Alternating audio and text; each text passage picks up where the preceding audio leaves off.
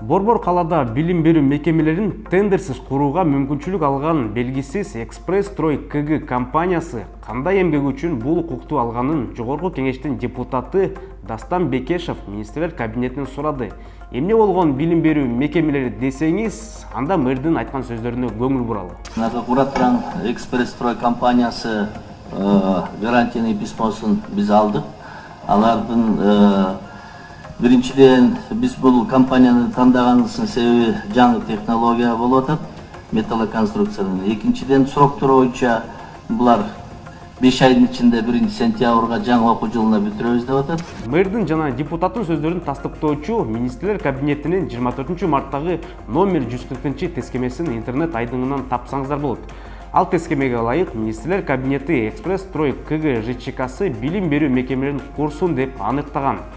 Ошондой эле Бишкек мэриясына жана мамлекеттик курулуш агенттигине тийиштүү тапшырмалар берилген. Бирок мэрия өзү сунуштаган компания менен эч кандай келишим түзбөгөндүгүн айтып чыкты. Эми аталган компания менен жакындан тааныштыралы, аягына чейин биз менен болуңуз, анткени кызыктын баары эми чыгат. Экспресс-Строй КГ ЖЧКсынын мурдагы негиздөөчүлөрүнүн катарында Азатов Ахматшох Равшанбекович аттуу 20 жаштагы жигит да болгон. Ал Сабиров Равшанбектин баласы экени белгилүү болду.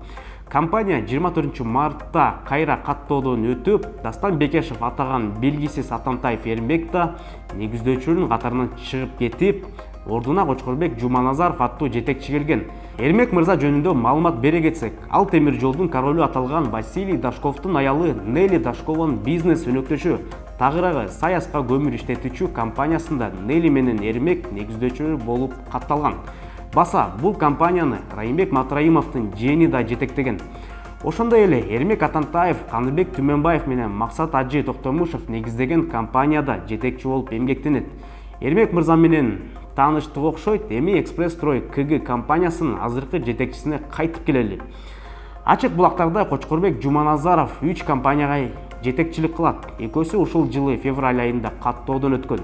Ошондой эле Кочкорбек мырза жер сатуу боюнча шектелген. Азаттыктын маалыматы боюнча Салима Медерова аттуу жаран 10 сотук жер тилкесин сатып алып, алданып калганы боюнча басма сөз жыйын өткөзүп, Жуманазаров Кочкорбек мырзаны айыптаган.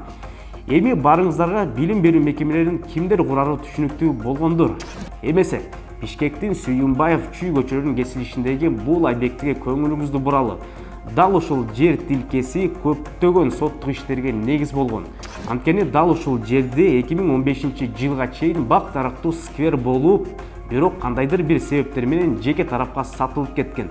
Талаштуу курулушту Экспресс-Строй компаниясы салып баштаган. Азыр бул компанияны Сабиров Равшанбектин уулу Низамидин жетектейт.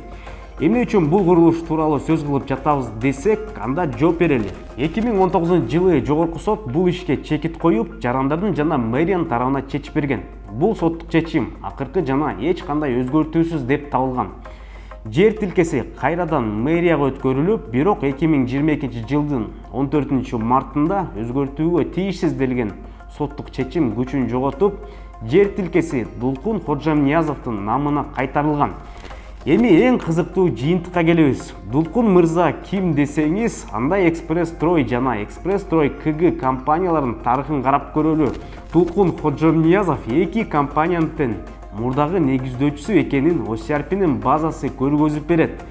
Не дейсиздер? Эмнеге Экспресс-Строй компаниясы тендерсиз билим берүү мекемелерин курууга мүмкүнчүлүк алды? Эмне үчүн Жогорку соттун акыркы чечими күчүн жоготту? Буга Сабиров Равшанбек Азатовичтин тийиштиги барбы?